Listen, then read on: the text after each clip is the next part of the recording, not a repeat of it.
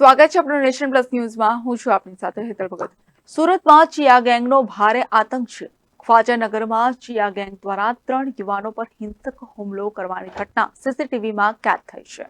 સુરતના Salabatpura police station વિસ્તારમાં આવેલ ખ્વાજાનગરમાં લિંબાયતની કુખ્યાત ચિયા ગેંગનો આતંક છે. ચિયા ગેંગના ચિયા, ભુરુ, આરો, સદામ, સમીર ઘેટી અને રાજીક સહિત અન્ય 5 થી 6 અસામાજિક તત્વોએ જાહેરમાં અફરાતફરીનો માહોલ સર્જ્યો હતો.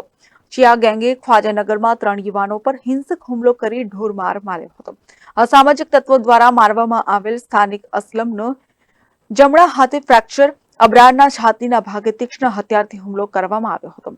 અત્રે ઉલ્લેખનીય છે કે ચિયા ગેંગ સારી રીતે જાણતી છે કે આ ગેંગના ત્રાસથી સ્થાનિક લોકોએ છેલ્લા 1 વર્ષથી ઠેર ઠેર સીસીટીવી લગાવ્યા છે.